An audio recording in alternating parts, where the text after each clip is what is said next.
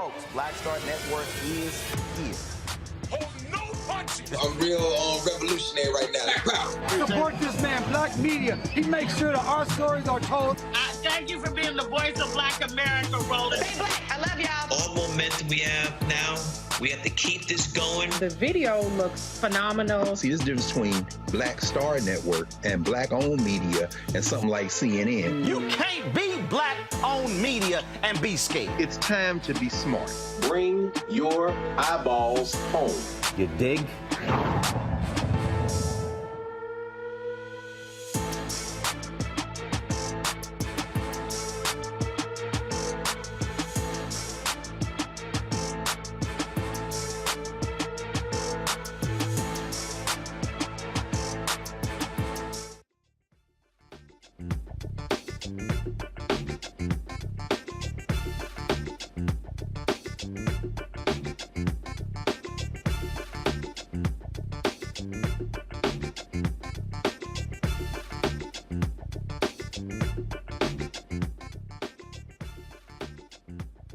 Hey, folks, today is Tuesday, September 6, 2022. Coming up on Roland Martin Unfiltered, streaming live on the Black Star Network from New Orleans. Baltimore has a water crisis. What is happening in that city? We know what's happening in Jackson, Mississippi. We'll talk with the mayor of Baltimore about that very issue. For the first time since Reconstruction, a government official has been thrown out of office as a result for his participation in an insurrection. Folks, we're going to explain to you that law and what that could mean for tossing out other Republicans and Donald Trump supporters who participated in what took place on January 6th. Labor numbers are out, folks, in terms of their 71% approval rating for labor unions. What has happened in the last few years where we have seen the explosion of support for labor unions? We're going to get into that on today's show as well. Lots to talk about on today's show. And so let's just get right to it. It's time to bring the funk. Roland Martin Unfiltered. Let's go. He's got it. Whatever the miss, he's on it. Whatever it is, he's got the scoop, the fact, the fine. And when it breaks, he's right on time and it's rolling. Best believe he's knowing. Putting it down from sports to news to politics. With entertainment just for kicks, he's rolling. It's on go, y'all.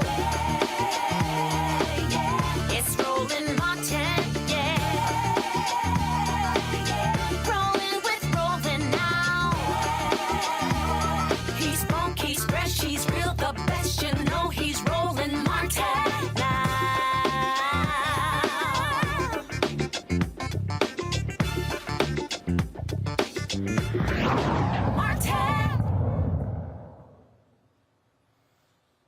Business and residents living in a 56-block area of Baltimore are being told to boil their water as a precaution. There are some serious issues taking place there with E. coli bacteria has been found in some of the water supply. Now, we've been covering these water issues. Last week, it was Jackson, Mississippi. It continues to impact them there. Now we're having the issue in Baltimore. Joining us right now is the mayor of Baltimore, Brandon Scott. Mayor, glad to have you back on Roland Martin Unfiltered. Glad to be back, Mr. Roland.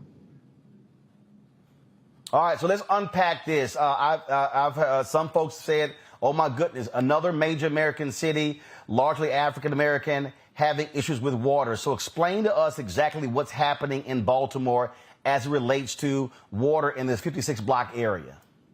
Yeah, thank you. And I think there's some, we understand, and of course, I am very cognizant of the issue, the crisis happening in Jackson and with my brother, Mayor Chakwe, but this is a little different. So all of this information with the E. coli for us, Roland, is self-reported. So we routinely here in Baltimore take proactive samples from 90 locations within our distribution coverage area, which really equates to 360 samples a month. On Friday, September 2nd, we tested several locations. DPW did. in 19 of those locations as identified on this map, on the map that you just showed up. On Saturday, we're notified of a possible positive test and immediately had the specimen retested for confirmation per emergency protocol. We also immediately began coordinating with agencies and the facilities in that impacted area. The most important thing is, again, when you see all of those green dots on the map, those are places that had negative test results for E. coli. Only that one red dot in that small block area is positive. And what is happening as a result of that, I opened our emergency operations center because this is an emergency situation. We have now went out yesterday after working with our state and our partners to retest 24 specimens that we collected through Monday evening, and we will provide that update. It takes 24 hours for those results to come in. You have to let it sit. And my Office of Emergency Management is leading the efforts around everything here, including water distribution to those who have been impacted by the E. coli and the contamination and are in that boiling water coverage area. That large area that you saw, we put out in an abundance of caution. And as of 6 p.m. today, we've already given out 172,000 bottles of water to individuals seeking such support. And that's not, and we're also taking it to senior facilities and high rises and things like that. We're going to be here. I'm going to be here. We're going to continue to monitor that. We're going to continue to have 3 water distribution sites in that area to make sure we're going to be making sure that we get it to people who can't get to us. But we are in a little bit of a different situation because we also know that our treatment facilities, right, all 3 of our water treatment plants, our plants are up to code. That water coming out of there does not have E. coli. That's tested every couple of hours to make sure that that's not happening. So we know it's hyper-located, and as we go through with these retests, we'll be able to go in and see, is it as a result of a water main break or some construction that introduced contaminants into the system? And we'll be taking the efforts needed to make sure that we get that out of the system so that we can provide the water that we know people deserve.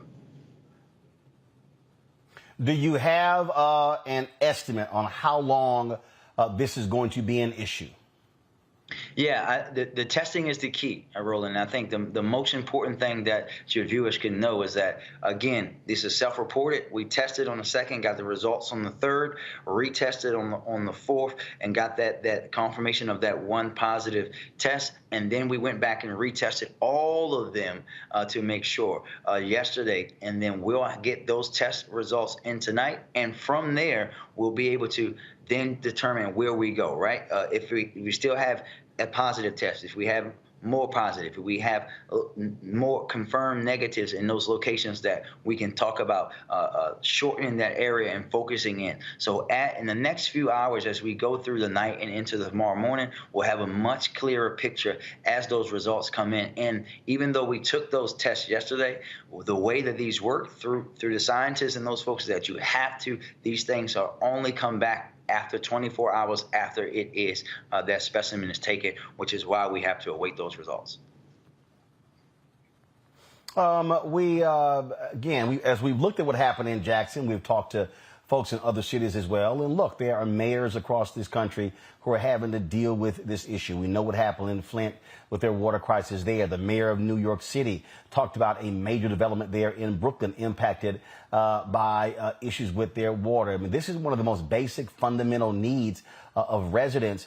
And so what are the conversations been like with you, your city council, but also your counterparts across the country when we talk about infrastructure and water? Yeah, it's one of the biggest things, right? And I think this is why you hear mayors across the country be so excited about the president and his administration infrastructure, water infrastructure. And when you think about these cities, especially your legacy old cities, your Baltimore, D.C., Philly, New York, Chicago, you know this better than anyone, Roland. These systems and things were built hundreds of years ago with the assistance of the federal government. And we know that for many, many, many years, not having that support and that fixing has came all the way down to local governments that are already stretched thin. Having this now once in a lifetime chance to start to do that work, we're very grateful for a lot of the work that we've been able to do working with our congressional partners. We have the best congressional delegation in the United States Congress, and looking forward to going even further with that work that will also, in addition to making sure that people get the healthy water, the things that they need, all of the infrastructure, is also an opportunity for people in neighborhoods to get jobs and opportunity they need as well. Well, look, it is certainly a significant issue. We are glad to see it is not as dire as it is there in Jackson. Folks have hit us saying, hey, if they want to offer help, how can they do so? What are you telling folks? Yeah, they should just get in contact with the Mayor's Office of Emergency Management here in Baltimore, or they can find me on social media. It's very simple, at Mayor B.M. Scott, and we will get you connected to folks. We're very grateful for companies and organizations, Home Depot and others who have stepped up to help, and we want all the help that we can get to make sure that we're impacting our residents as they go through this very trying time. All right, Mayor Brandon Scott, we surely appreciate it. Thank you so very much for joining us. Thank you.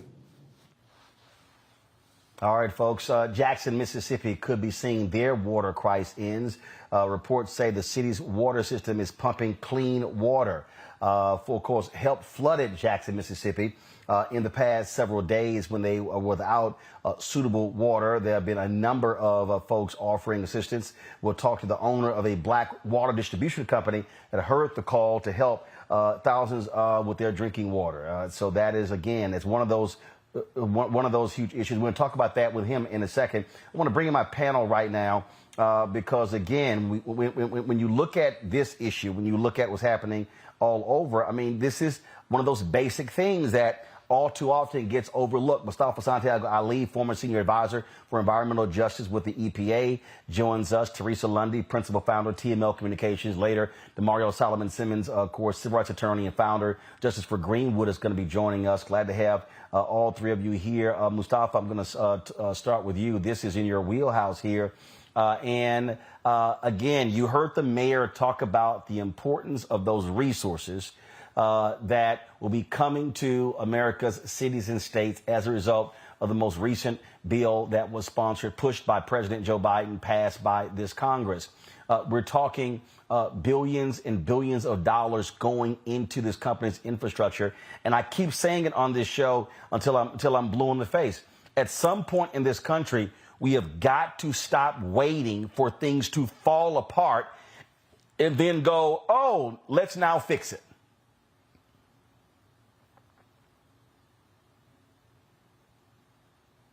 Was the American Society of Civil Engineers.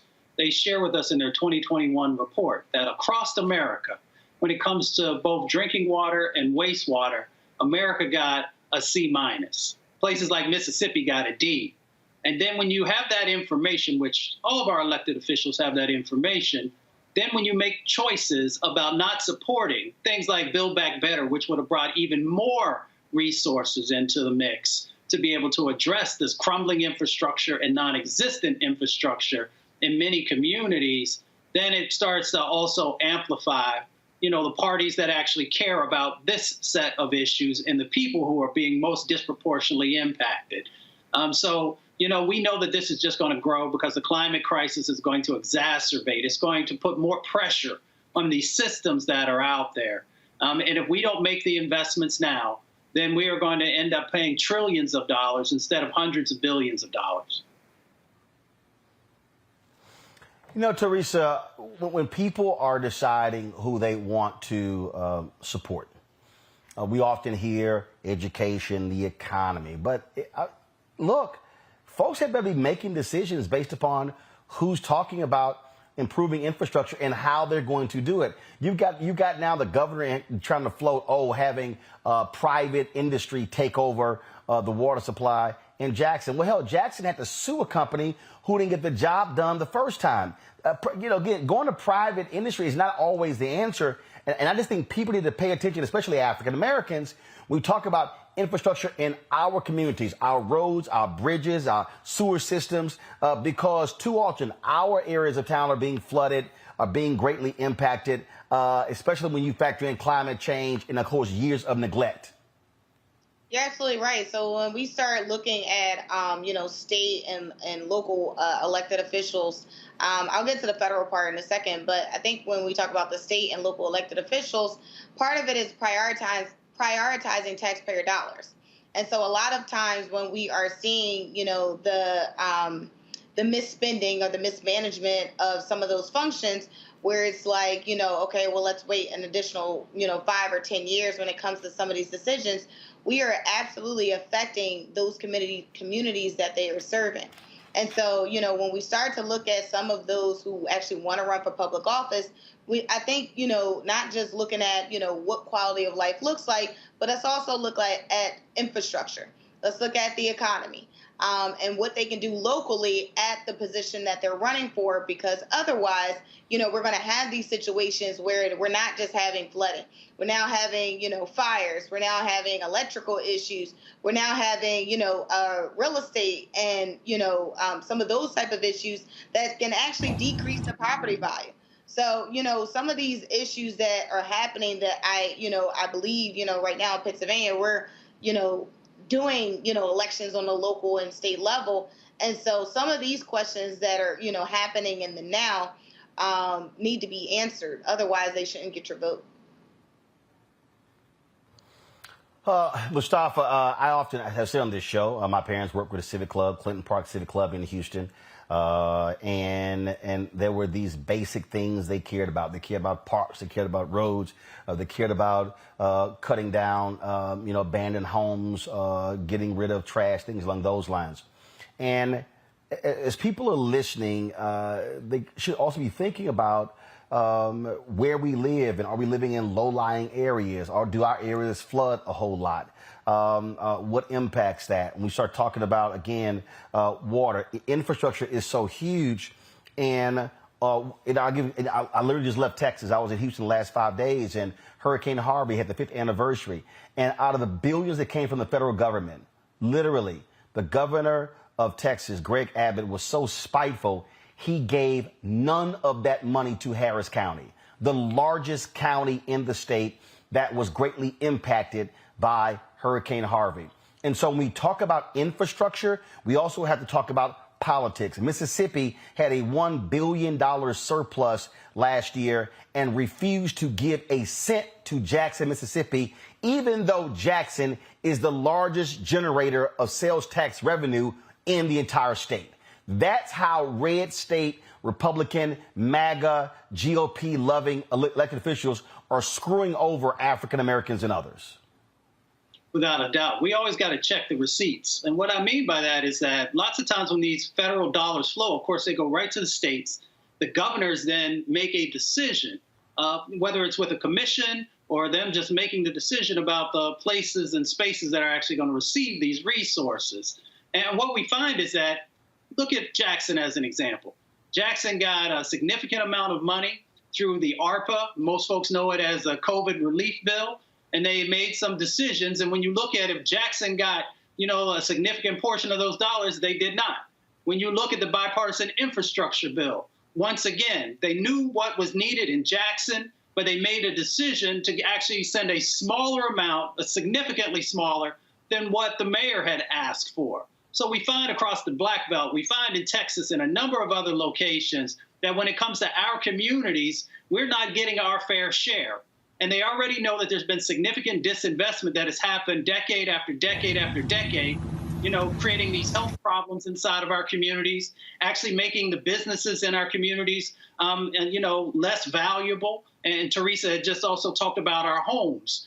So we've got all these different dynamics that are coming together. There is a cumulative set of impacts that are literally sacrificing our communities. And we have to change that dynamic by understanding the power in our vote, making sure that we have both governors and folks on the county local level who care about our communities are willing to move the resources to those areas that are the hot spots. And again, I want people to be paying attention to these things. And again, if you're living in Texas, you're in Harris County, Greg Abbott screwed you. That's one reason why he should be thrown out of office come November. We have to be cognizant of this whole issue of the infrastructure. I want to bring in someone, a business owner there in Mississippi, Teresa. He is a water company.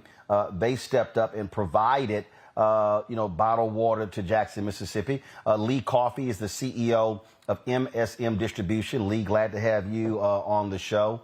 Water is just one of those basic things, frankly, we take for granted. And when the call went out, your company stepped up. Thank you for having me on the show. And like you said, during the crisis, me and my company stepped up. We had water that we felt like, the citizens needed. So it wasn't no question, no doubt, or nothing about it. When nobody to call and ask, we know we needed to be there to help. The people being played a big part in my business to where I am today. So we tried to extend a helping hand wherever we could. And your company, how long have you had it? I've been in business for 2 years now. Small business owner for 2 years. We started from $400 and now I'm up to shipping semis, all with my own two hands. Didn't have the money to get the equipment that I needed. Family was so poor, but we made it work. We prayed, we kept asking for blessings. Other people who stepped in and helped us in time of the need, donated equipment. So, it was a structure starting out, but I got the hang of it. They taught me the business side, so that was even better. And, I just took it and ran with it, tried to perfect my craft, and touch as many households and families as I could with the water we had. Why did you decide to start the business? What were you doing before? I used to be on tour. I used to do music. I was on tour with the rapper Lil Boosie. And on one of my last performances I got on stage and my lungs collapsed. And I almost died going through a lot of different surgeries trying to find out why my lungs collapsed. To this day, we never found out, but I just took it as if when I got to the height of my moment, God found something else for me to do. So when he steered me away, they took me over to the water company. They heard my music. They liked it. They wanted me to attach my music with the water, and take it everywhere I go. So with all the contacts I had in the music industry, I just came back around and formed a business and said I want to create generation wealth to keep going. And I just want to be prosperous so I can hire other black people and make this big as possible. So me, from my music, that just led me right into the water. Question is do you process it there in Mississippi? And where do you bottle it? You just take us through that. Okay, well, our headquarters in Tuggaville, Alabama, where we blow our own bottles, we fill our own bottles, we label them, we cap them, we do everything in-house. This is a black-owned company with no additives, no chemicals, no preservatives, all natural, with a pH of 6.9, some of the purest water on the market, tested against some of the biggest name brands. Wow, that's pretty cool there. And obviously, folks are asking here in our various message boards if they want to purchase your water. Like I'm sitting here, got a bottle of water sitting next to me here. If someone wants to purchase your water, is there a website they can go to? Do you ship it to folks across the country? Yes, sir. We ship everywhere, all across the world. They can either hit me up on social media at MSM Distribution LLC, or they can go to www.1186realartesian.com.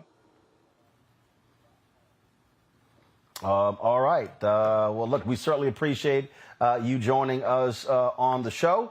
That's pretty cool that you're doing that. And is there a website folks can go to right now? Yes, sir. 1186.com website. Like I said, go check it out. Read about us. We are the only black-owned ultra premium water company in the world, and we based right here in the United States. And again, the website again? 1186.com. All right, then. We certainly appreciate it. Thanks a bunch. Mr. Coffee, good luck. Yes, sir. Yes, sir. Thank you. Appreciate it. Teresa, one of the things that, first of all, I think why that's awesome is because, again, we sit here and think about something as basic as water. Look, we buy, we drink. We might as well own. I agree. I am thoroughly excited about what he's doing. And again, this also shows, what true entrepreneurship looks like. But I was actually curious. A question of mine would have been, what has the city government, how have they received his services? And how are they also offering to help him to keep it going since they currently have a crisis? But it's definitely encouraging, and look, I probably need to get a case with that type of pH balance myself. Mustafa, again, it's all about owning. That's what it boils down to. Oh, without a doubt. CEO Coffee, first of all, thank you for everything you're doing in this space. And being a leader and being one of the first is never easy. So, the state of Mississippi, they got a lot of work to do. So one of the things they could do is make sure they have a contract with his company, because they have a number of boil water alerts that are going to happen all over the state. So make sure that you have this in the warehouses so it can get out to folks. But of course, they also need to work on their water infrastructure and get that right. But I continue, Roland, to share with people all across the country about these huge sets of opportunities that are in the climate and environmental space of us being able to create our own businesses, not just be workers in the space, but create our own businesses. There are literally going to be billions upon billions of dollars. And if we don't take advantage of these opportunities to make sure that we are helping our communities to be healthier, and we're creating stronger economic stability underneath of them by making sure that we're the business owners in this space, somebody else will fill that space if we don't. We see how folks come into our communities from other races and other places across the planet and make money in our communities. We should be making sure that we're taking advantage of these huge sets of opportunities that are just going to continue to grow. Indeed. All right, folks, got to go to a break. When we come back, more on Roland Martin Unfiltered. Don't forget to support us here at the Black Star Network. Download the app, Apple phone, Android phone, Apple TV, Android TV, Roku, Amazon Fire TV, Xbox One, Samsung Smart TV. Of course, Sunday was a one-year anniversary of the Black Star Network. And so we certainly appreciate all of you who have downloaded the app thus far. And if you want to join our Bring the Funk fan club, your dollars are needed. I said last month, we got to raise about $100,000 each month to meet our goals for this year. And so we're back on it in September. If you want to send a check on money order, to go to P.O. Box 57196, Washington, D.C., 20037-0196. Cash App is $RM Unfiltered. PayPal is R Martin Unfiltered. Venmo is RM Unfiltered. Zelle is Roland at RolandSMartin.com. Roland at RolandMartinUnfiltered.com. We'll be right back.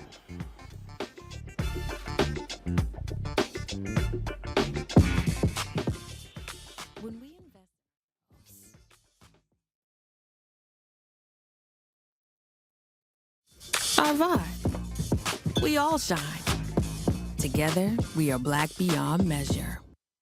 Can you believe the nerve of these Republicans? They only want to block progress for our community. They talk about cutting Medicare and Social Security. They played politics with veterans' health care. They voted against the George Floyd Justice and Policing Act and funding for our HBCUs, and against lowering prescription drug costs for our seniors.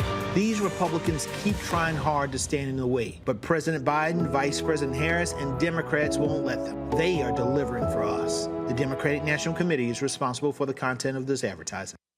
When we invest in ourselves, we all shine. Together, we are black beyond measure. Hatred on the streets, a horrific scene, a white nationalist rally that descended into deadly violence. White people are losing their damn minds. As an angry pro-Trump mob storms the U.S. Capitol, we're about to see the rise of what I call white minority resistance. We have seen white folks in this country who simply cannot tolerate black folks voting. I think what we're seeing is the inevitable result of violent denial. This is part of American history. Every time that people of color have made progress, whether real or symbolic, there has been what Carol Anderson at Emory University calls white rage as a backlash. This is the rise of the Proud Boys and the Boogaloo Boys. America, there's going to be more of this. Here's all the Proud Boys, guys. This country is getting increasingly racist in its behaviors and its attitudes because of the fear of white people. The fear that they're taking our jobs, they're taking our resources, they're taking our women. This is white fear.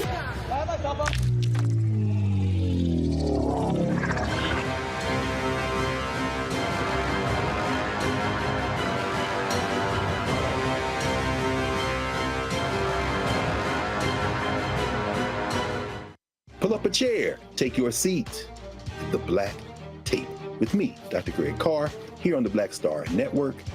Every week, we'll take a deeper dive into the world we're living in. Join the conversation only on the Black Star Network. When you talk about blackness and what happens in black culture, we're about covering these things that matter to us, speaking to our issues and concerns. This is a genuine people-powered movement. There's a lot of stuff that we're not getting. You get it, and you spread the word. We wish to plead our own cause. Too long have others spoken for us. We cannot tell our own story if we can't pay for it. This is about covering us. Invest in black-owned media. Your dollars matter. We don't have to keep asking them to cover our stuff. So please support us in what we do, folks. We want to hit 2,000 people, $50 this month, raise $100,000. We're behind $100,000, so we want to hit that. Y'all money makes this possible. Checks and money orders go to P.O. Box 57196, Washington, D.C. 20037-0196. The Cash App is $RM Unfiltered. PayPal is R Martin Unfiltered. Venmo is RM Unfiltered. Zelle is Roland at RolandSMartin.com. This is Judge Mathis. Hi, I'm Teresa Griffin. Hi, my name is LaToya Luckett, and you're watching Roland Martin Unfiltered.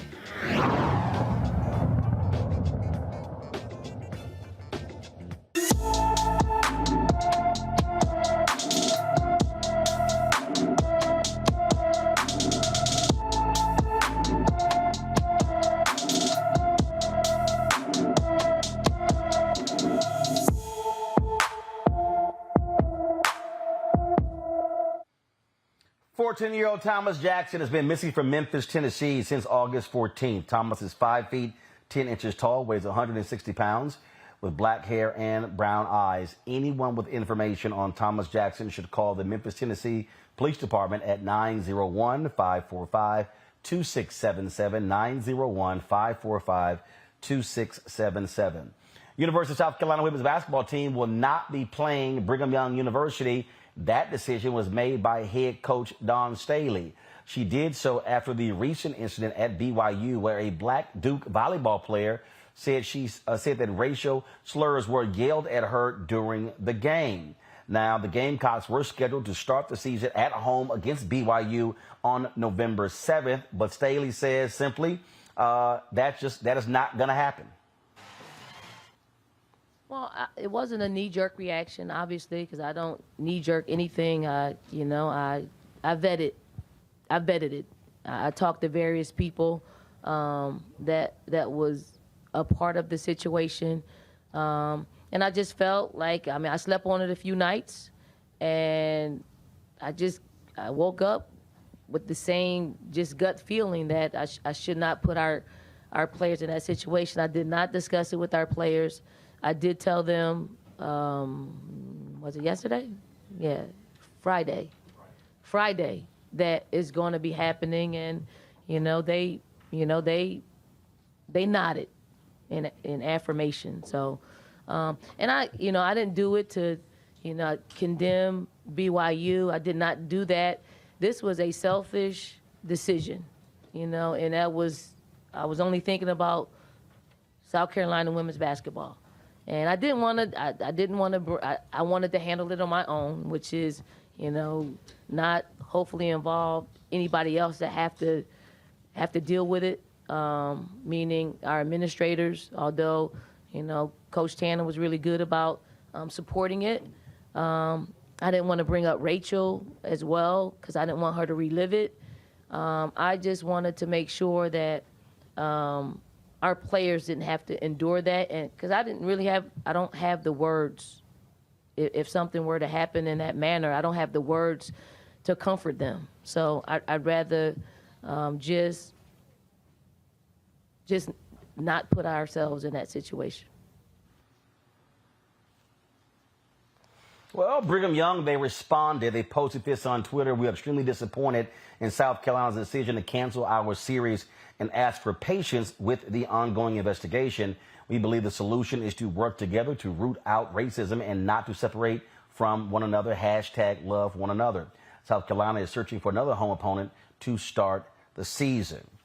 Now, what's happening here, Brigham Young University says the fan they banned from its athletic facilities after racist incident during a recent volleyball game may not be the person who shouted slurs during the match. The AD, John McBride, says BYU athletic staffers have been combing through the school's video recordings of the match to find anyone responsible.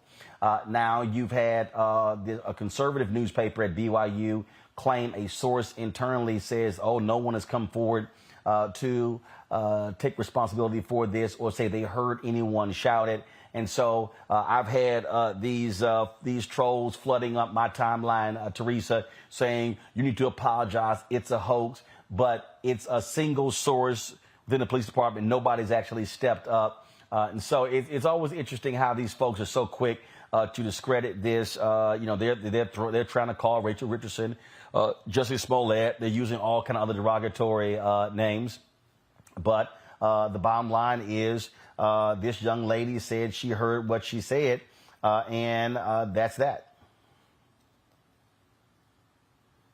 Dawn, North Philadelphia, born and raised. So, look, we've seen racism, inside of our communities, left and right, up and down, daily. So, also, kind of going to, again, social cyberspace in general, as it relates to Rachel, is always going to be, unfortunately, hatred. People are making accounts that are private, and they are hiding and masking their racism. But I think this is an opportunity for not only the league, but also an opportunity for individuals just to just take a step back and also just reflect on, how we should, work as a team, understand that racism does exist, and also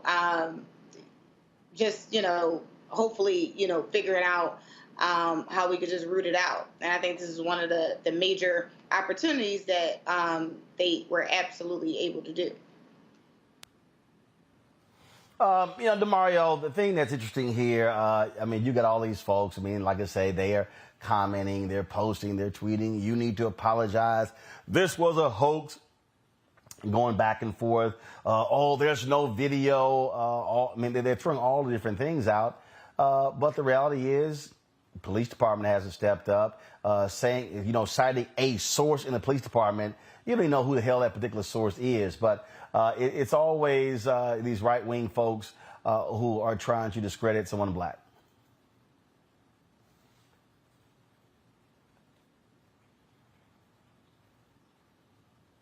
Okay, DeMario's talking. What's going on? You can't hear me? Can't hear. Hello? Hello? Now we got you. Okay. I was saying I'm a true fan of Dawn Staley, and this is a tremendous show of leadership that she's saying I'm going to punish. I know she said she didn't want to punish BYU, but racists should be punished, and racism should be punished. And I'm glad that she's not going to allow them, because Dawn Staley in South Carolina, they don't need to play BYU. They're a top team. BYU needs to play South Carolina. So this is the type of leadership that we talked about last week when we talked about this situation. That people, when they do racist things, they should be held accountable swiftly, and it should hurt. It hurts BYU to not play South Carolina. It hurts BYU for us to even continue to talk about the racism that happened to this young lady. And listen, Roland, you and I and Teresa and Mustafa, we all know, it does not matter if they had a video of an individual calling her the N-word on video. There will be people, those trolls, who will not believe it and not care that it happened. The same way they don't care what happens with what Donald Trump and all those other Republicans do. They don't give a dang. I'm proud of Dawn Staley, and I wish more black people in positions of power and leadership would exercise their power in this manner. Mustafa. I mean, Coach Staley as a player and as a coach has always been, first class. And realizing and utilizing your power in the moment is incredibly important. I'm always curious what other programs who are going to be playing BYU sometime, whether it is this year or next year, if they are going to show up. The other question is, folks often talk about how they got religion after something has happened. What were the policies that BYU put in place beforehand? When you purchase a ticket, is there any language that's shared with you about being anti-racist, or that we are, whatever the slogan was that they had, one love another or something like that? And, what are the other pieces of systems that you have put in place to make sure that racism is extinguished on your campus? Because when somebody comes onto your campus who's purchased a ticket, they are part of your BYU family. So not only students, but also the other folks who are going to spend time there have a responsibility for being anti-racist. So it'll be curious to see who else may join the actions that Coach Staley did and show that their commitment to a changing world is a part of their priority system. Indeed. Now, folks, there's something happening out of Texas to another volleyball player, this time on the high school level. A Texas mother says her daughters were victims of persistent racial slurs as visiting players at a volleyball match at New Braunfels Canyon High School. Jennifer Gardner Price posted this on her Facebook page, describing how students in the front row of the student section shouted the N-word at players from Hayes High School throughout the game. She said when coaches notified Canyon administrators, all they told the boys was, watch your mouths. Gardner said nobody got ejected from the game, and the abuse continued as the girls left the gym. Comal Independent School District Acting Superintendent Mandy Epley addressed the incident on Facebook. Dear CISD community, I want to take this opportunity to address a situation that is currently being circulated on social media. Allegedly, at last night's volleyball game at Canyon High School, members of the Canyon student section made highly inappropriate and demeaning racial comments towards members of the Hayes High School volleyball team. Both the district and the Canyon High School administration are actively investigating these allegations. Should it be found that any one student or group of students made any sort of racial comments at any point during or after the game, they will be disciplined to the fullest extent possible. Comal ISD and Canyon High School will not tolerate this sort of behavior, as it does not represent who we are as a district or as a campus. The students, staff, and community at Canyon High School have worked hard to create a culture of inclusion and acceptance. Any comments that a single student or group of students may have made are not reflective of the overall student body at Canyon High School or Comal ISD. Finally, I want to personally apologize to the players and coaches on the Hayes High School volleyball team, as well as the Hayes High School community, for any inappropriate comments that may have been made. Please be assured that we will get to the bottom of this issue and that Comal ISD will not tolerate any racial intolerant behavior. Ironically, the Hayes players all were displaying the number 3 on their hands in support of Rachel Richardson, the Duke University volleyball player who alleges that she was hit with racial taunts there at BYU. Here's what I don't, and again, this is what I don't understand, and this is just me. And Teresa, I'll begin with you on this one. If this happened in the moment, and you got the district who is saying, well, first of all, Hayes said they went to the administrators, and they were like, okay, watch your mouths. I'm sorry. This is a moment where I'm the coach. I'm saying I'm pulling my team off the court until y'all get on that mic and publicly say something. Teresa? You're absolutely right. And I think Musako touched on it earlier when we talk about coaches and their leadership. And what does that really look like? We can't just, be idly by just sitting and allowing things to happen, because they'll continue to escalate. So what if that, player decided to actually react, to that racial slur? Then we're in another situation, and now we're trying to figure out what is the consequence for that student reacting. So part of it is, one, holding people accountable, but also coaches having a firm understanding that their job is not to just call plays. Their job is to institute what leadership, what real teamwork, what is the foundation of integrity, and bring it on to the court in practice and while they're playing the game. And I think, really just exercising, what racism, and really talking about what racism is, It's not, something that's blind. It is something heard. It is something seen. It is an action word. And so noting that, I think also gives coaches the ability to show us exactly who they are and how they're teaching these kids. And DeMario, to me, again, it's not going to be, we're investigating. No, in that moment, him, all use the N-word. I want them thrown out. Man, listen, once again, for those who are watching this, the same thing I said last week. If someone is spitting or saying the N-word to you, that is violence. It's not inappropriate language. They try to sanitize it. It is actual violence. And so what should happen when violence is happening? It must stop. And you're right, Roland. The coaches of the players who are victims of this violence, they need to step up and be stronger and take these children, because these are kids, out of harm's way. Then what needs to happen? There needs to be a police report that needs to be filed, because this is violent. This is intentional infliction of emotional distress from a civil standpoint, but from a criminal standpoint, this is an assault. An assault is any time someone does something that puts you in imminent harm, imminent fear that you're going to be touched or battered. Someone calling you the N-word in public, a white person to a black person, that is an assault. So a police report should be filed. A actual complaint should be filed with the Department of Education, a Title VI complaint, both against the school where they were playing, and maybe even their own school for not stopping it. And then they should consult with a lawyer in their locale to sue the hell out of these people, because this is intentional infliction of emotional distress. It is a Title VI violation, and it has to have zero tolerance. And do not allow people to say it's inappropriate language. It is violent language. It is racist language. It is not about inclusion and acceptance. It's about being anti-racist, as Teresa and Mustafa has already stated. I just think that you gotta deal with it in the moment, and then not allow for the, we don't know who said it. We don't know. We're looking into it. Mustafa, I'm like, no. I'm saying right here, they got to go, or this game is not continuing. Right. Yeah, without a doubt. Everything Teresa and DeMario said. It's interesting. When I was an athlete coming up, if you cursed at a referee, or if you cursed at another coach, or if you cursed at anybody, you get ejected from the game.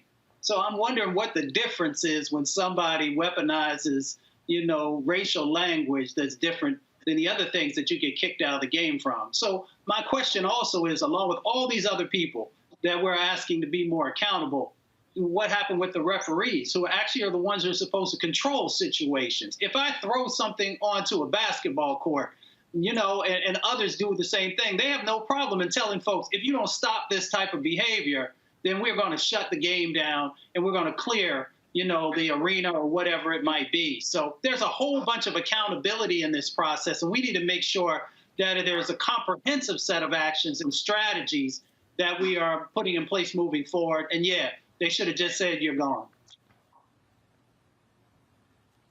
That's absolutely it. All right, folks, got to go to a break. We come back for the first time since Reconstruction. A political official has been tossed out of office due to their participation in an insurrection. I'll explain. You're watching Roland Martin Unfiltered on the Black Star Network. Download the Black Star Network app, Apple phone, Android phone, Apple TV, Android TV, Roku, Amazon Fire TV, Xbox One, Samsung Smart TV. Support us. Join our Bring the Funk fan club, where our goal is to get 20,000 of our fans contributing on average $50 each a year. That's $4.19 a month, 13 cents a day. You get this 2-hour daily show, Faraji Muhammad's 2-hour daily show, weekly shows by Deborah Owens, Jackie Hood Martin, Greg Carr, Stephanie Humphrey, bi-weekly Rolling with Roland, 1-hour interview show. You get all of that, folks. It's free. You just sign up for the app. It's free, but we also need your support, your donation, joining our fan club. And again, support us in all that you can do so we can make this possible and produce new, compelling content for you that is Black-owned, for us, by us. We'll be right back.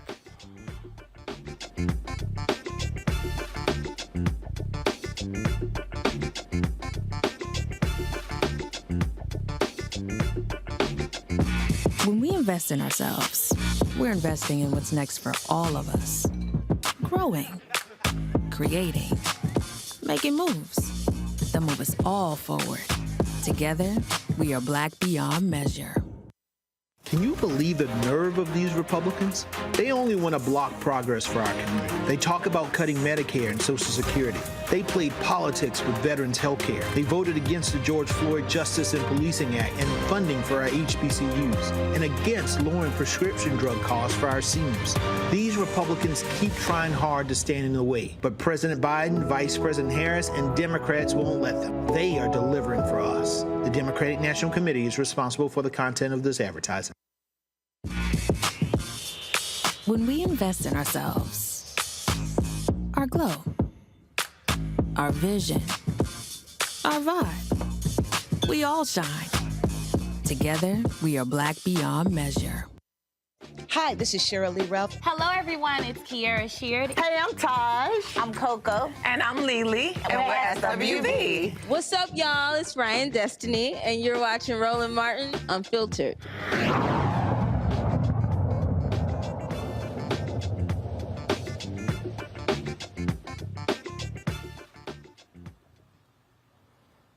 All right, folks. The 14th Amendment deals with the issue of an insurrection. Check this out.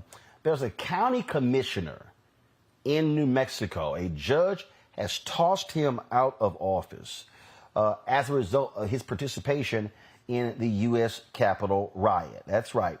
The founder of the Cowboys for Trump, Coli Griffin, is a county commissioner there. And this judge said that he violated a clause in the 14th Amendment, which keeps folks from participating in an insurrection against the U.S. government. Yeah, he's been thrown out. It's the first time a judge has formally ruled that that January 6th, what took place on January 6, 2021, was indeed an insurrection. Folks, this is significant. DeMar, I want to start with you. A lot of people are unaware of this clause in the 14th Amendment. It dates back to the Civil War. And folks have been unwilling to invoke this. In Georgia, some residents tried to get Congresswoman Marjorie Taylor Greene thrown out of office on a similar deal here. But this is one of those laws that it's sitting right there that no one has tried to use before. And frankly, there are a number of elected officials who were involved with what took place on January 6th, and they were indeed domestic terrorists in doing so. So bravo to this judge for saying, hey, man, you got to go. Hey, no question. Once again, Roland, just like we just talked about with Don Staley, this is just another example of actual leadership and people utilizing the tools and the power that they actually have possessed to actually get things done in America today. We need more of this. It's clause 3 of the 14th Amendment that says these insurrectionists, these people that try to do a coup in the United States, they don't have a right to be in leadership. They don't have a right to be an elected official. So I am proud of this judge. I hope other judges and other Democratic leaders would do the same thing with people all over this land who tried to overthrow this country and are now elected officials. People like Jim Jordan, people like Josh Hawley, people like Marjorie Greene you already talked about, and many, many others. So this is just another great example of leadership and people utilizing the power that they actually have. That point there, I think, is an important one, Mustafa. Use the laws right now.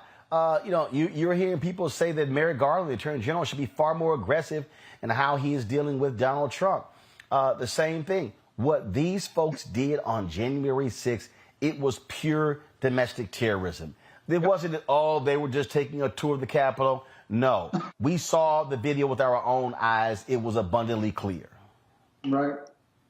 Without a doubt. I'm still confused how there are members in the House who still have their job, because all of us who've taken federal service, raised our right hand and said we would defend the Constitution against those both foreign and domestic.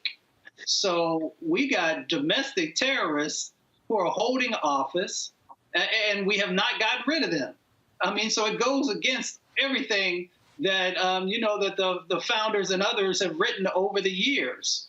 So it'll be interesting to see if folks finally expand the utilization of the point that we're making. And actually, if these folks don't want to be a part of our system, then they should not be being paid as a part of the system. Teresa. Yeah, I totally agree with all of it. You know, we need to get everyone who decided to attack the country, attack the Capitol, and make sure that they don't do it again. If this is not a lesson learned for, the United States, then I'm not sure what lesson is there to be learned. Because I think, again, we just got to make sure that, especially those who are in elected office, that, again, they're utilizing their power, they're understanding that, their job is to provide justice and safety for all. So half the battle is if, we have elected officials who choose to be a part, choose to, run with this rhetoric, then they need to get out of office. And I think, the judge made it very clear and clean. And hopefully that is an example of what, some of these others who decided to be unmasked, this is the consequence that they have to look forward to in the future and right now. Absolutely. And again, I really hope these judges get far more aggressive in dealing with these people. They are boils on American society. And it's so funny. I was on MSNBC on Saturday, and I call these folks evil. I call them for exactly what they are. And oh boy, the right wing, they've been so upset with me, mad, angry. They've been tweeting me, emailing me. Their racism is showing, Mustafa. And then I love these people. I'm a grandmother of 7. I'm a Christian. I'm a Trump supporter. And I support a border wall. I support the military. How dare you call me evil? You started by saying I'm a Trump voter. End of our conversation. I mean, here's what this is really what gets me, Mustafa. The people who go, no, how dare you call me evil? But you progressives, you're communists, you're Marxists, you're Soros all paid off.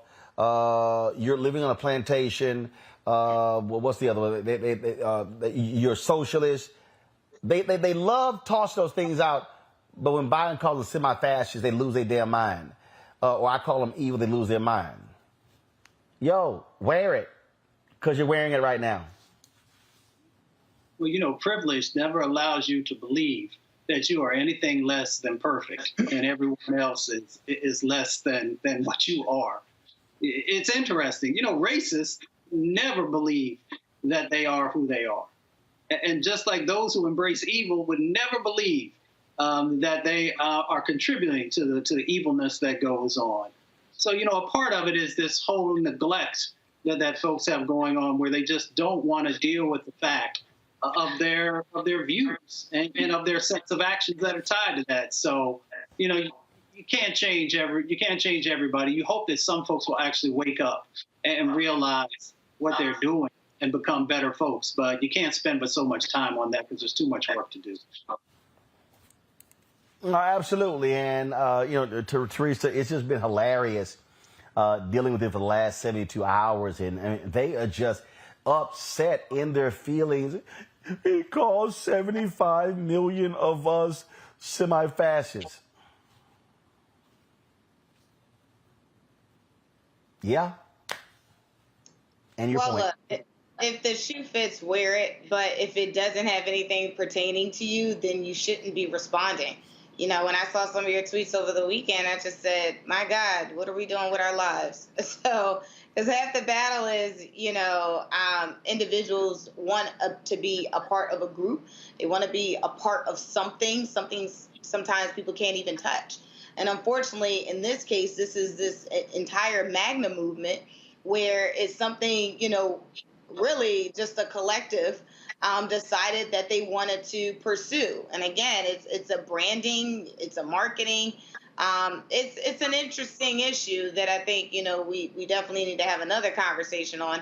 But at the end of the day, if nothing, if anything that you said, Roland, had to do with anybody that took it personal, then it is what it is. Maybe they need to check themselves, but otherwise, the truth is what it is.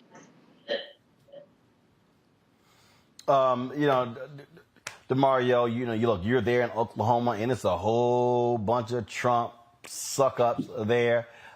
When he had his big first rally after COVID, it was there in Tulsa. That's where Herman Cain went to die. Got COVID, came back a few weeks later and died. These folks really get upset when you call them out. They get upset. But look, you can't overlook the crappy stuff this man said before when he was running, what he said while he was running, what he said after he won, and what he's saying right now. And I'm sorry, if you supporting stupid, I'm going to call you stupid. Yeah, and look, this is why racism is such a debilitating disease and such a destructive disease of the mind and the spirit. Because these individuals will say, oh, I'm not racist, and how dare you call me racist when they're doing nothing but racist things. I mean, it's like the same individuals who say, oh, we just go back to prayer in school. Well, when we had prayer in school, we had segregated schools. When we had prayer in school, we had lynchings going on all around this country. When we had prayer in school, we had segregated water fountains and other things of that nature. So these people, the Crimea River, they always call them black people and so-called progressives as snowflakes. These are the biggest wimps, snowflakes, punks, whatever you want to call them. They always get their feelings hurt because they're not used to someone speaking back on them. They like to be bullies. As soon as you say something to them, they want to start crying. They're the ultimate Karens and the Kevins. Karens and Kevins is what I like to call them. This for me is real simple. I punch back every time. Sure. So if y'all don't like it, that ain't my damn problem. Yep. That's your problem. Yep. Simple as that. So I'm not going to stop punching back. I think they're so used to folks backing down from them. And so I heard that conservative radio talk show host Mark Levin was talking trash about me. Okay, Mark, bring your punk ass on. Call me. Yeah. Email me. I'll debate you. Tucker, any day. Martha McCallum, Laura Ingraham, any of y'all. Sean Hannity, I take on any of y'all, any day, anytime, anywhere. And so there's a reason why y'all don't call me. Yeah, but of course they don't want. No. They don't want this smoke.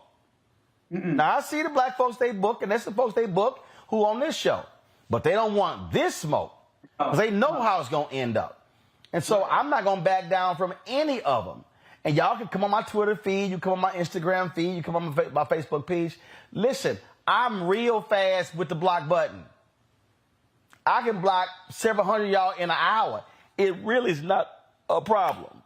So if y'all want to swing and y'all want to debate, let's go.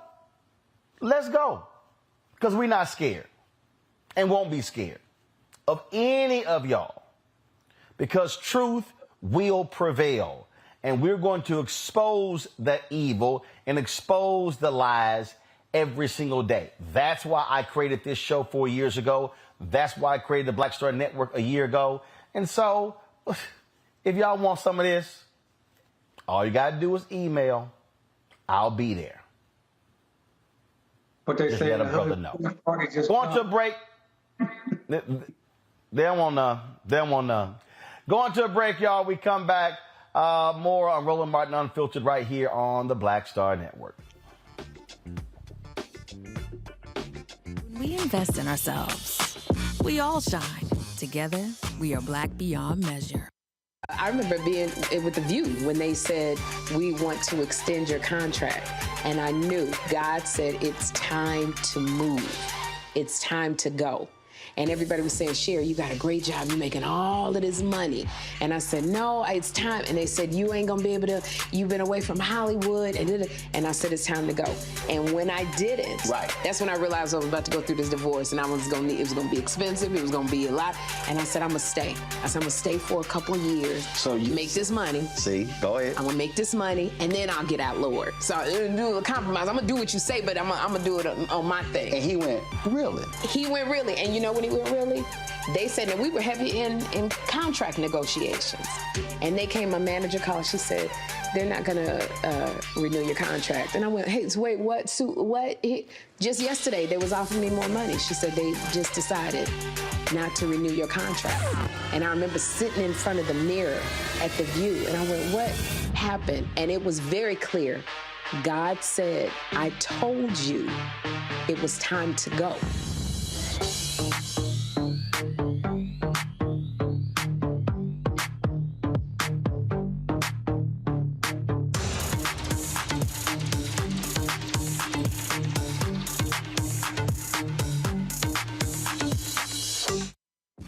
When we invest in ourselves, we're investing in what's next for all of us. Growing, creating, making moves that move us all forward. Together, we are Black beyond measure. On the next Get Wealthy with me, Deborah Owens, America's Wealth Coach. Did you know that 43% of Americans say that they're going to go deeper into debt because the cost of everything is rising because of inflation? On our next Get Wealthy, you're going to hear from money coach Lynette Kelfani-Cox as she shares exactly what we need to do to stay out of debt and get wealthy. When I paid off my $100,000 in credit card debt, I was just doing strategies kind of piecemeal. I was doing like what I thought would work. And then it was like, oh, great, it did. It was effective. And then I was like, I should document this. I should explain like how I got out of debt. That's right here on Black Star Network with me, Deborah Owens, America's Wealth. When you talk about blackness and what happens in black culture, we're about covering these things that matter to us, speaking to our issues and concerns. This is a genuine people-powered movement. There's a lot of stuff that we're not getting. You get it, and you spread the word. We wish to plead our own cause.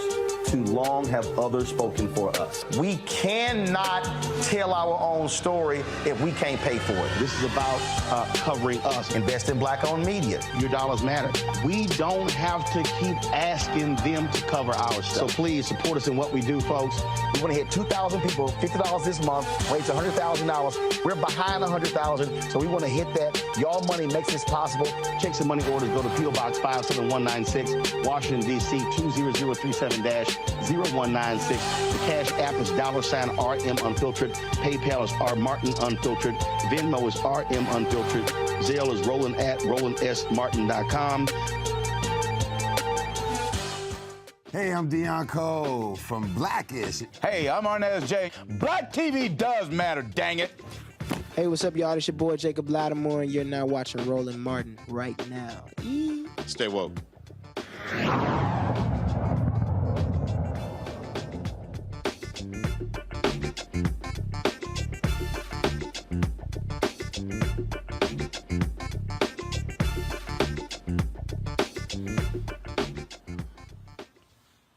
All right, y'all, I got words of wisdom for white racists. If you're going to show your racism, don't do it on video.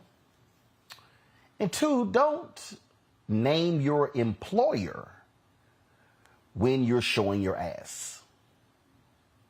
A white chemical engineer did just that on a plane coming back from London. He got booted from the plane because of this. Let me grab your bag. It's one of these. I don't know, it's one of these. Let's keep searching. Let's look for the fucking nice bag. All right, sir, grab your bag. The fucking Coli, the Swedish made bag. What do you want? What do you want? It's for you to grab your bag. What color is it? It's a black fucking bag. A black bag? Yeah, obviously I'm a white male that picked the black bag because I'm racist. You're taking me off the fucking plane because I'm racist. I didn't do anything. Yeah, I'm a little intoxicated, right? Fuck you, dude. This one, sir? Switch here? The Coli, the Swedish fucking bag. It's a better bag than most y'all can afford. The Swedish made fucking bag. Please, no phones. Well, get the fuck. You want to kick me off the fucking plane? Then fuck all y'all. Sorry, that's the only bag you have. That's the only bag. Okay, so that's the only bag. That's your only bag. You want to kick me off the fucking flight? Are you gonna compliment me to another flight when I go to? Talking to me, no, I'm not. But if you have some respect, you get off the plane. I'll get off the fucking plane with you liberal faggots. I hope all you liberal faggots fucking crash the fucking plane, you faggots. Fuck you. Crash your fucking plane, you fucking liberal. I'm a chemical engineer. I work for GlaxoSmithKline. I work for GlaxoSmithKline. I'm about to quit the fucking job this week. Reach out to the company, one of the 5th faggot companies in the world. Just send it back. Get him out of here. GlaxoSmithKline. I'm a chemical engineer.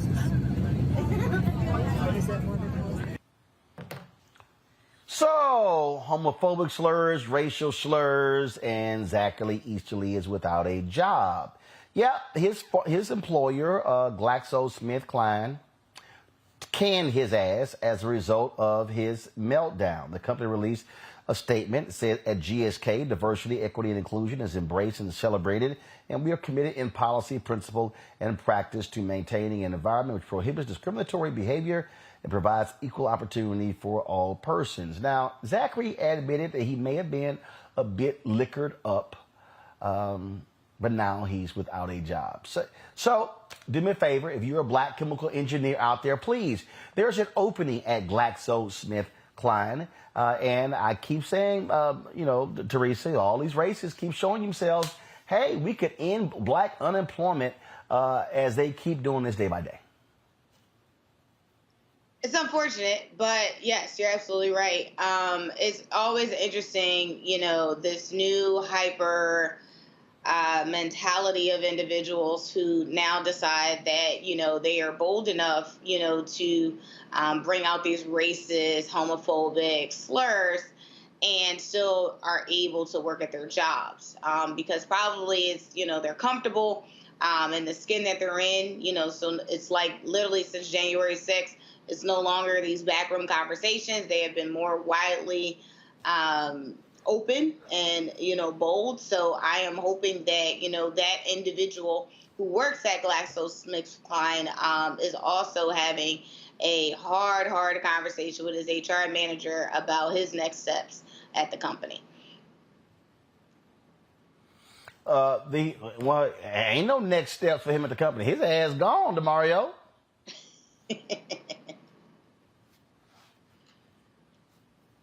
Can't hear you. DeMario, will you stop hitting the damn mute button?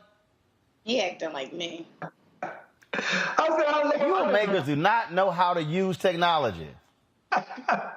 Hey, I'm gonna tell you what, I love that video you just showed, and I appreciate my sister Teresa. She's so nice. She said, unfortunate. I'm glad this happened to this guy. All I could think about was the Ric Flair said, cocaine's a hell of a drug, because that's all I was thinking about, that he was talking all that stuff. Look, like you said, don't be racist, number one. If you're gonna be racist, don't be it on TV. This guy, hopefully he was arrested also. He should have been arrested because he was, again, lodging threats, violence. Just because when you talk that way and you threaten people, that's violence. To me, that's almost terror. He almost a terrorist. Talking about, I hope you crashed the plane. And I'm so glad to hear that he got his job. He got, as you said, Roland, he got canned. I don't believe in turning the other cheek. I don't believe in going high when they go low. I'm glad he got squashed. I hope he lost his job. I hope he has a police report. And I hope he has a lot of turmoil for this racism that he allowed the world to see. I mean, I just sit here and just laugh at these fools, Mustafa, because all they do, they just keep showing their racism. And guess what? Camera's rolling. Please, by all means, keep talking. All I could think about was that viral video where that lady said, you were about to lose your job. As soon as he started talking, it was in the back of my head. It just kept going and going and going. I was like, you're an engineer. You're this damn dumb? But okay, that's it. He's destroyed his career. I don't think he really understood the significance of the moment. Who's going to hire you afterwards? Because folks continue to track individuals. And, once you're viral, there's no way that you could ever go back into, the area that you did. And if somebody does hire you, then that says that they believe in some of the things that you espouse to folks. So that's one side. Here's the other side. And I understand we live in a society that people want to, kind of just, stay out of stuff. But I need my white brothers and sisters to also, when they see this type of stuff, then they need to make sure that they are also calling it out. I'm not asking them to get up and put hands on anybody, but they should have been drowning him out and making sure that folks knew exactly how they feel about the things that he was saying. And then the last part DeMario talked about, which is incredibly important. If that had been a person of color who told folks, I hope your plane crashes, we all know how that would play out. There'd be some police officers waiting for you when you got off, whether it's on the international side or here in the States, and there would be a much deeper conversation, and you probably would be arrested, and a number of other things that would play out in that situation. So, continue to act up, continue to be caught on camera. You need to keep that mess. You shouldn't do it, but if you're going to do it in your home, in the basement where you belong. And speaking of, if you're not playing things smart, SeaWorld is not doing so. The family of two black girls that appear to be snubbed by a costume character at Sesame Place in Philadelphia say all options are on the table after a meeting was set up and the CEO of SeaWorld, he didn't show up. That's right, folks. The CEO, Mark Swanson, was supposed to meet with Jody Brown and her family last week, but the family attorney, Biavri Lamar, says Swanson was a no-show. Lamar said the family is tired of talking and released the following statement. To appease the Brown family and the community at large, we were presented with the illusion that SeaWorld Entertainment wanted to do right and mediate the matter. However, what was labeled a mediation this week shifted to a meeting where the Browns were finally able to voice their concerns, and they then offered a sandwich and cookies. Lamar wrote, Sesame Place and SeaWorld are defendants in a discrimination lawsuit making similar claims. Brown is not a party to that lawsuit. Just saying, SeaWorld, first of all, owns Sesame Place. Teresa, not smart PR for the CEO to skip the meeting. No, it's not smart, and also it also just shows where they think about this situation. I just feel like there's a lot of factors here. I've heard Sesame Place statement. I read it. They were immediate, so shout outs to their communications team. But when it came down to actually trying to formulate decisions on solutions, the CEO was absolutely absent, which also could mean of various other things that, the client, in this case, Sesame Place CEO, just did not agree, with whatever settlement, whatever solution was being brought to the table. And then also that they weren't even willing to listen. And so half the battle is, the families are just asking, for change. They're not asking for a new DEI strategy. But they are asking for the attention of the corporation to actually do something. And so by being a no-show, it also adds to the additional heartache that the families and also consumers have to deal with, or they want to, hopefully don't want to expect when they go to Sesame Place with their loved ones. If you're trying to get a story off the front page, Mustafa, you don't contribute to another story. Exactly. The CEO kind of showed folks where his priorities are. And I understand being busy, but you make time, you sit down, you listen, you share with folks what are the changes that you are going to make and what are the policies and procedures that you already have in place. And when you hire new folks, you also share what the sets of expectations are. And so it was just dumb. It was dumb not showing up. And you really going to create a situation where you're going to have black folks coming to your park. You make choices and there are ramifications for your actions and your choices. Indeed. I'm just saying, I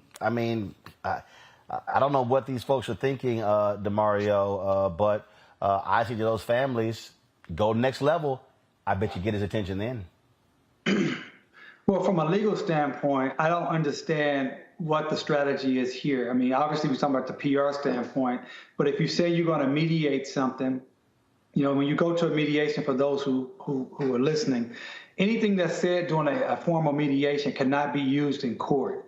So that's your opportunity to go, to listen, to speak your piece, hear from the other side. And if you don't get a resolution, they can't then come into court and say, oh, we're doing mediation. You said you was going to give us X, Y, and Z. So I don't understand legally why would you agree to an actual meeting and then not show up. That just doesn't seem smart to me at all.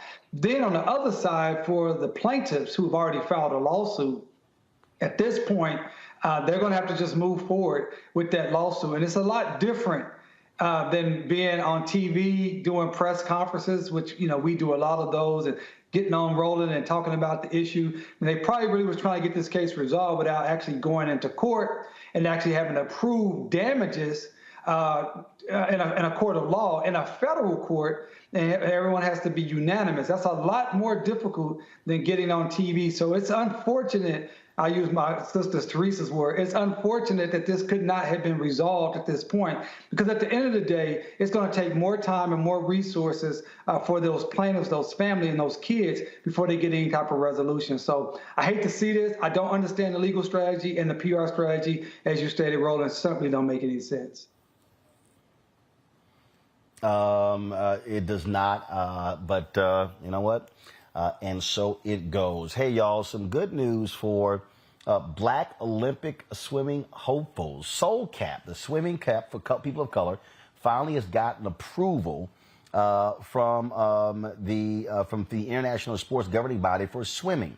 It is called the Black Hair Swim Cap. The creator of Soul Cap says the new approval is a, quote, huge step in the right direction, bringing inclusive swimwear into competitive swimming and helping to bring down some of the obstacles that are keeping swimmers away from the sport. Athletes like Alice Dearing, Great Britain's first Black Olympic swimmer, can compete while protecting her curly afro. This was an issue in the Olympics this year where they were not allowed to use these caps, and it was a lot of controversy. They've now gotten approved. And this is a perfect example, Mustafa, where you got to have cultural competency, where for so long these rules were established, frankly, for white people. And you have black folks who with different hair who are saying, hey, these caps don't work for us. They saw the solution, but FINA wouldn't let them use them in the Olympics. Now they can be used. Yeah, they've always had this Eurocentric lens that they've operated from.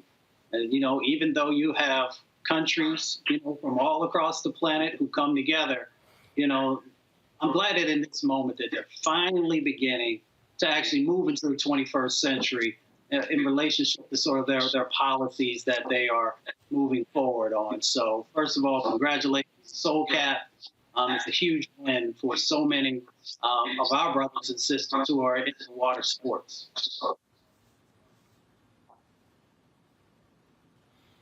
Teresa. Yeah, I was literally raising my hand saying, thank God, finally. I know there's many, I remember when I used to lifeguard way back in the day, but that was always an issue. There was never any caps that would, help black and brown kids who wanted to swim because they was always worried about their hair, and also affording, their next hairstyle was always another issue. So they obviously just didn't learn how to swim and just didn't take it seriously. So I'm glad this is no longer a hindrance for those who want to learn and are willing to learn. And also, the Olympic, finally just woke up and said, hey, times are changing, and so do we. DeMario, I consistently say that we are a country, a world that operates by white standards. Now what you are seeing are people who are saying, you know what, I'm just not going to conform to how y'all roll. So you know what, we're going to create things that work for us. And if that means forcing your hand, so be it. And that's what it takes when you live in a society and a world that's been dominated by Europe for 500 years. That is an unfortunate fact. And so I'm proud of this company that they were able to, number one, create a product that was and fulfill a need in the market. So that was good. They created a product that was at such a high level that Olympians want to use it. And then they didn't stop with the initial no. They continue to move forward, go through the channels, do what it was necessary to do to get the actual approval. So now, not only will this help Olympics swimmers, but as Mustafa stated, it will help this company and other entrepreneurs. So more Black people can see when there is a need for something that impacts us, something that we need to create it, and then create a market and be successful as an entrepreneur and as a problem solver. You know, and I know there's someone who is who's saying, well, you know, this applies to the Olympics, but the reality, Mustafa, this impacts folks all over. This impacts every day. We're seeing how folks in high schools, in middle schools, elementary schools are having to deal with their hair and these white standards in terms of what's acceptable, and hopefully this is going to impact younger swimmers, individuals who may want to swim, but they're concerned about their hair, who now say, hey, there's now a cap I can wear and I can maintain my culture, but I can still swim. Exactly.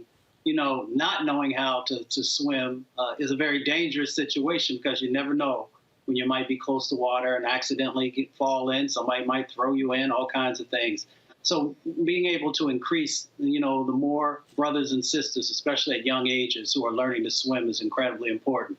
I learned to swim in Puerto Rico. My uncle taught me when I was like 5 years old. So, you know, I'm excited. I'm truly excited about this because it not only is it going to help to build wealth, you know, inside of our community for this company and hopefully others, but it also helps us to protect our health. Indeed, indeed. All right, folks. Nikki Giovanni, the renowned poet and author, is retiring after 35 years at Virginia Tech University. She, of course, again, poet, essayist, author. She began teaching there in 1987. After hearing her speak at a conference, school faculty member Jenny Fowler recruited her to teach there. The president of Virginia Tech, Tim Sands, said in a statement, Nikki Giovanni has been an important and deeply valued presence on our campus, giving voice to the spirit of Virginia Tech and helping us celebrate, mourn, learn, heal, and be better. Her words will continue to inspire us and touch readers around the world. And while we will miss her regular presence on campus, she will always be a beloved member of our university community. Nikki Giovanni is a Fisk University graduate, a civil rights activist and poet.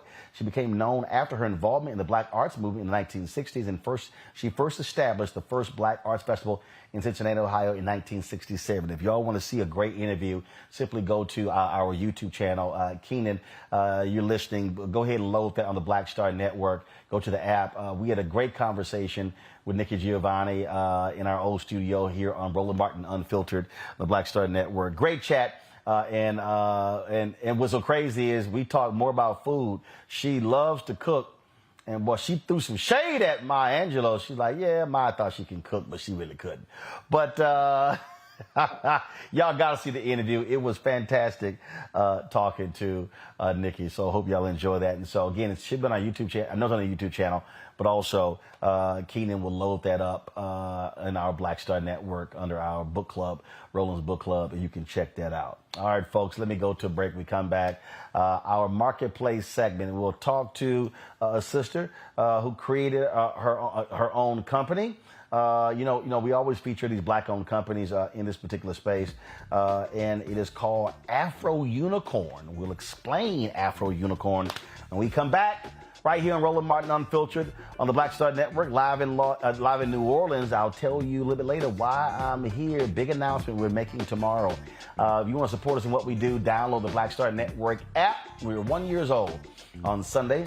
Apple phone, Android phone, Apple TV, Android TV, Roku, Amazon Fire TV, Xbox One, Samsung Smart TV, and of course you can join our Bring the Funk fan club.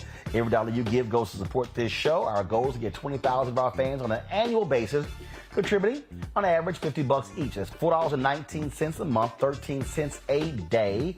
And you can support us Cash App. First of all, check in money order to P.O. Box 57196, Washington, D.C. 20037-0196.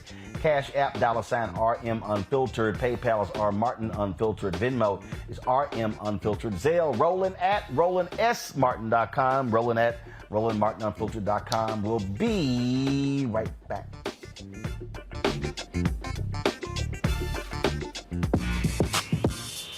When we invest in ourselves, our glow, our vision, our vibe, we all shine.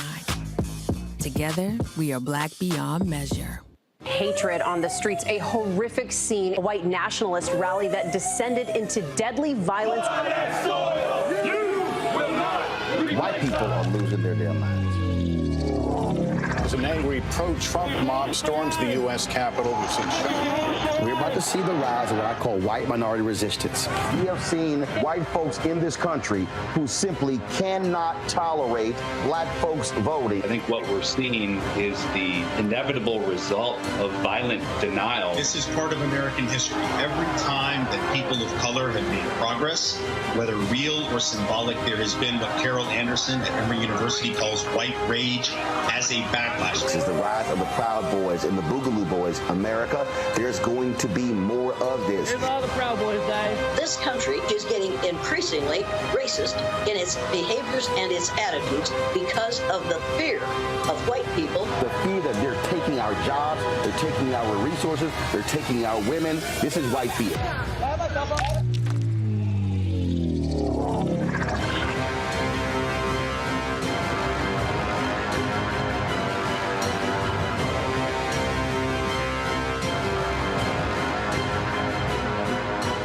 Next on A Balanced Life with me, Dr. Jackie, the great resignation is upon us. Yes, it's real. People, young and old, are evaluating their lives and making some determinations whether to stay or to go. But before you take the leap, you need to examine your motives and make a plan. It's not so much about doing this thing or starting this business or, leaving where you are to do something different. It's about getting in touch with you. How to make change while also keeping balance. Here on the next A Balanced Life with me, Dr. Jackie, on Black Star Network. When we invest in ourselves, we all shine. Together, we are black beyond measure.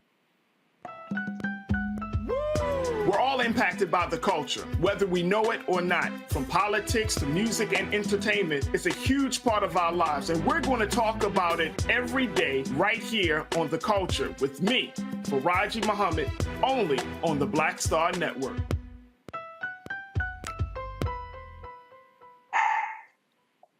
Hey, I'm Donnie Simpson. Hi, I'm Eric Nolan. I'm Shantae Moore. Hi, my name is LaToya Luckett, and you're watching Roland Martin Unfiltered.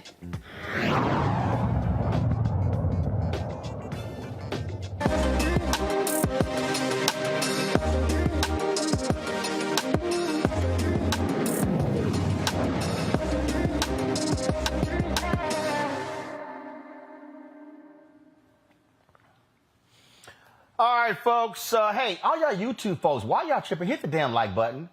Why are we not at 1,000 right now? I shouldn't have to be asking y'all to hit the like button, okay? Nearly 2,000 y'all watching right now. Hit the doggone button. It ain't that hard, okay? Same as on Facebook and same as on Twitch and Instagram and other platforms where you're watching. All right, y'all. Time for our marketplace segment. A black woman is the first black female-owned business to enter Walmart's Celebrations Party category. The company is called Afro Unicorn. It's a conscious brand that celebrates women and children of color. They have 20 exclusive products line. Their 20 exclusive products line joins Walmart's roster of celebrations brands in more than 1,500 stores across the country and on Walmart.com. Joining me from LA is April Showers, the founder of Afro Unicorn. Glad to have you on the show, April. All right, so what is Afro Unicorn? Well, first, hey, Roland, thanks for having me. Afro Unicorn is a lifestyle brand to remind women and children of color how unique, divine, and magical we truly are. It's a brand of accessories and apparel just so women and children can feel confident in the skin that they're in and embrace the crowns on their heads. So that is what Afro Unicorn is.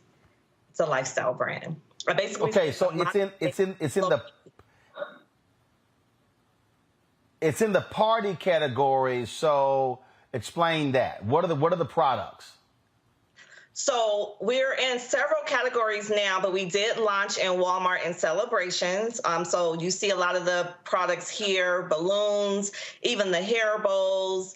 There's plush. There are party favors, plates, napkins, streamers, everything you could think of to throw a party that represents who you are and your uniqueness, divineness.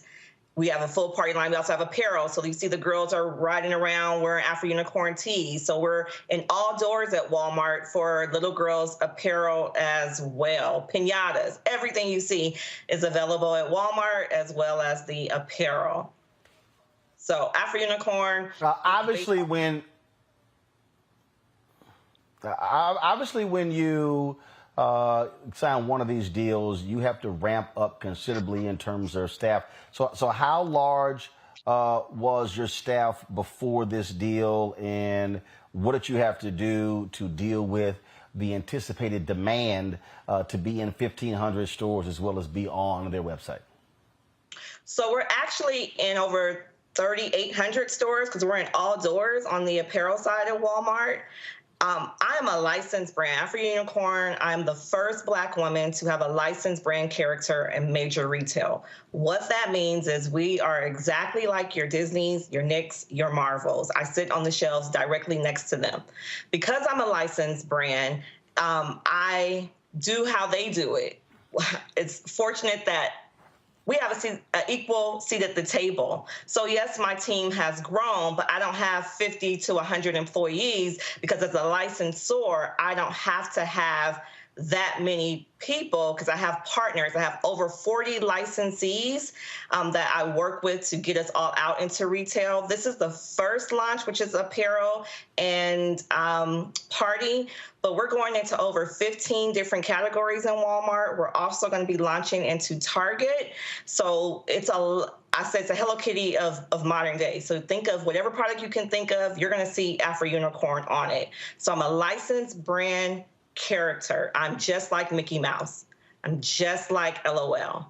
So that is how I'm able to get it out because I have licensees that are able to help execute the demand. All right. Questions for my panel. First up, Mustafa. Yeah, well, congratulations. My sister, when I was growing up, she loved unicorns, but she only had a little pink unicorn. So I'm so glad that I can now share this with my nieces. My question is, how do you make choices about the products that you're going to move forward? Are there young children and others who play a role in helping you to decide what they like, or are there others who are part of that decision-making process?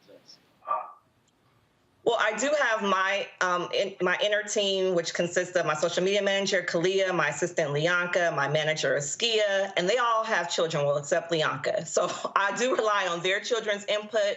I also rely on the little girl that actually got us into Walmart with a viral video. It was Cassidy Brianna. She was taking a photo shoot after Unicorn. Somebody walked by and said, "I love your hair."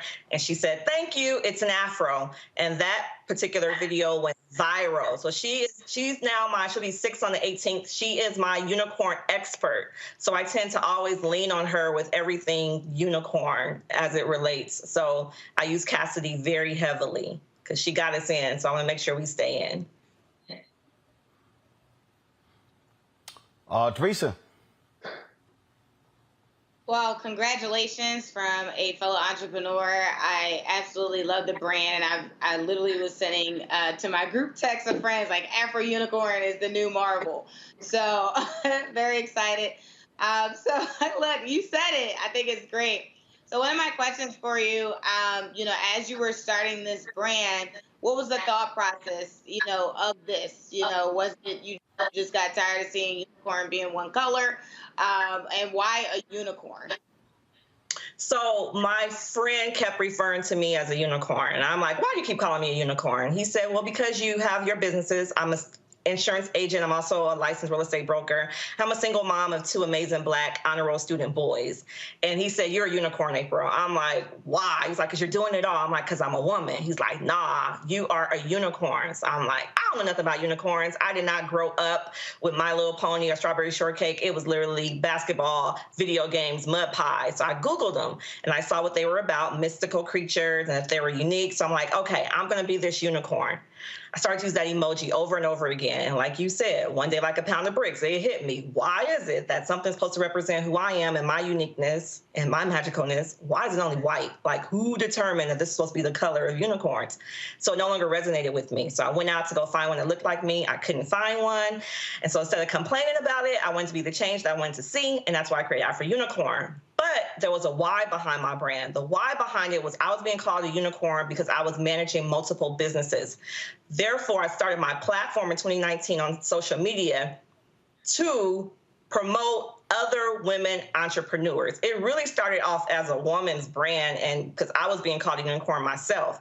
So I was highlighting women in their businesses and then started highlighting kids in their businesses.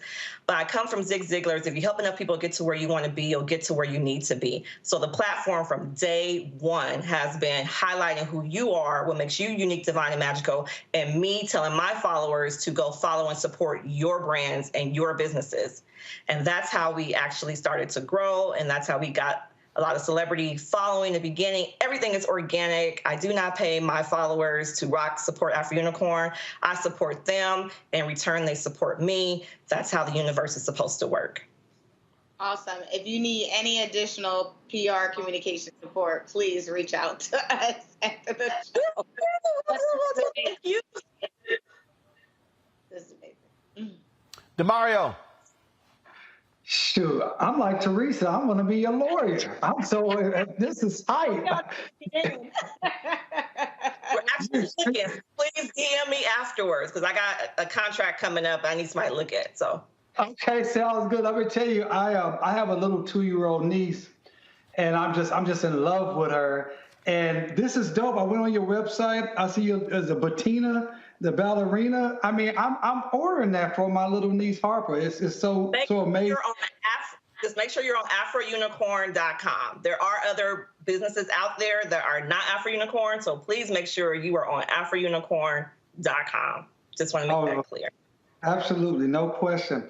I thought about Mr. Wonderful off Shark Tank when you're talking about licensing. My question is, how do you decide who you're going to make allowed to be a licensee? And then can you explain to the audience a little bit what that actually means?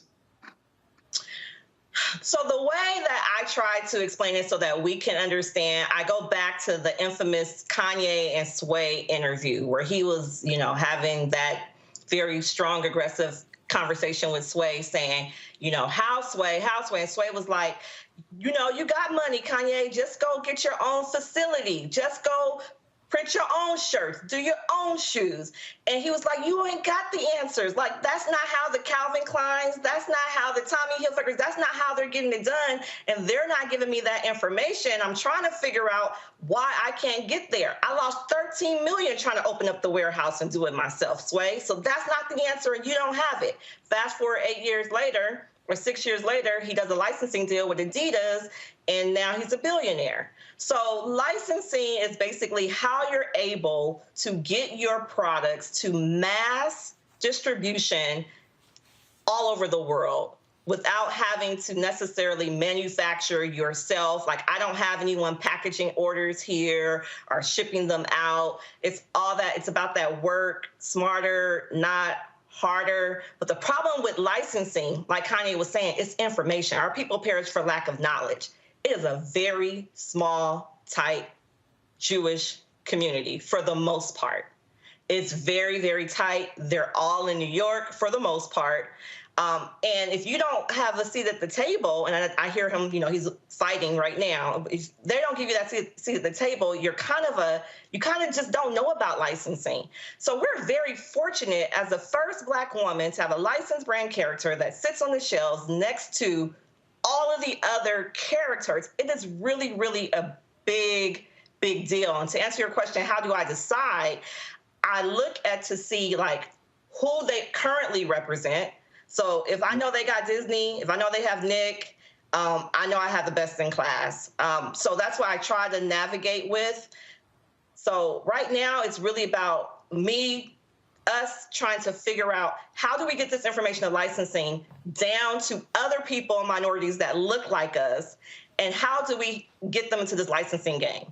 Because we're not in it. We're just really, really not in it. I know 50 Cent, they've done it. I think Russell's done it. A few people have done it, but not a lot, because they don't allow us that access.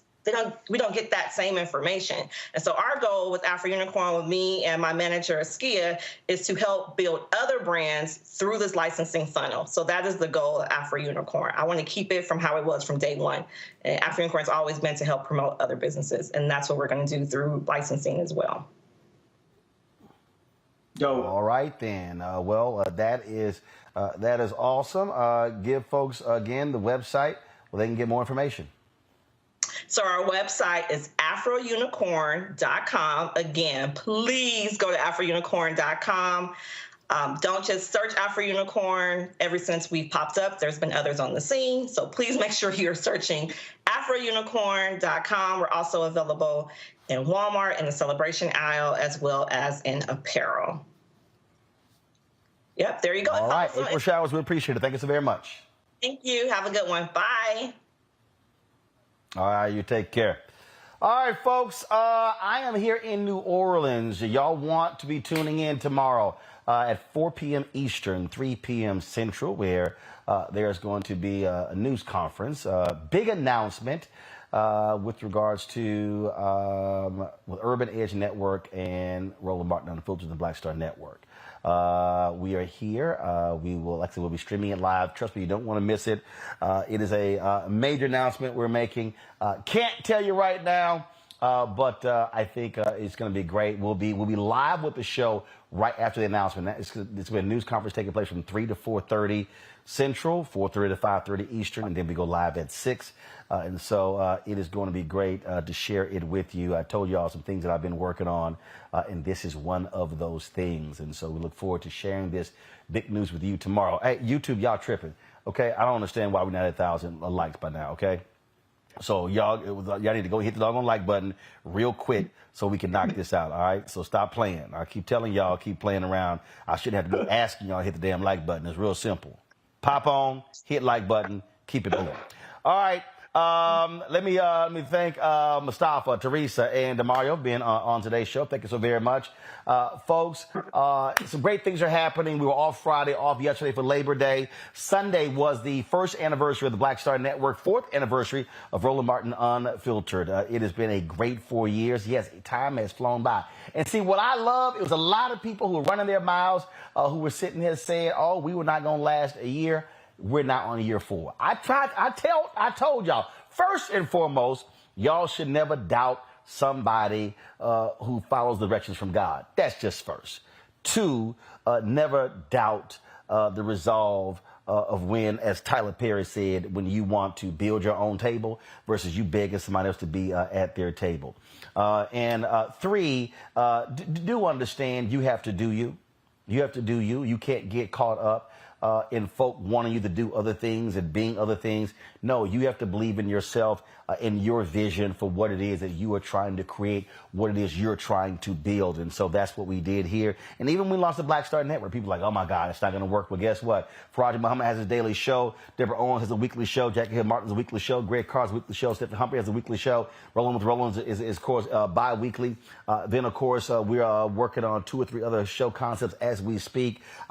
First of all, we are negotiating right now, launch a 24-hour streaming channel. We may very well have that streaming channel launched by mid-October. All of these things are happening, and y'all have been a huge, huge part of that. The people who've supported the show, the panelists who've come on, provided their knowledge and expertise, and so I appreciate all of them, and for all of you who watch as well. And look, we're continuing to beat the doors down when it comes to advertising and trying to raise these dollars to build, because that's what it's all about. And so when you see me calling companies out, there's a reason I'm doing so, because the reality is we cannot have black news. We cannot have build capacity. We cannot have larger media companies if we're not getting those resources. We shouldn't be begging and hoping CNN or MSNBC or one of those networks covers us. No. I ain't trying to do that. I'd rather us own our own cameras, on our own platforms, telling our own story. And so we thank all of you who have been with us for the last 4 years of Roland Martin Unfiltered, the last 1 year of Black Star Network. And I guarantee you there are bigger things ahead. And one of those things you will learn tomorrow when we make the announcement here in New Orleans. And so until then, please download the Black Star Network app, Apple phone, Android phone, Apple TV, Android TV, Roku, Amazon Fire TV, Xbox One, Samsung Smart TV. And of course, you can join our Bring the Funk fan club. Cash or checks go to P.O. Box 5, check of money orders. P.O. Box 57196, Washington, D.C., 20037-0196. And of course, Cash App, $RM Unfiltered. PayPal is R Martin Unfiltered. Venmo is RM Unfiltered. Zelle is Roland at RolandSMartin.com. Roland at RolandMartinUnfiltered.com. That's it. I'll see you tomorrow, folks, right here from New Orleans. And don't forget, get your book. You can pre-order White Fear right now. Pull the graphic up, y'all. Pre-order White Fear right now. It drops September 13th. That is a week from today. Let's get those copies in. You can order the book from Ben Bella Books, Amazon, Barnes & Noble, Bookshop, Indie Books, Books A Million, as well as Target. White Fear, How the Browning of America is Making White Folks Lose Their Minds. Please get your copy today. All right, folks, I'll see you tomorrow. Holla!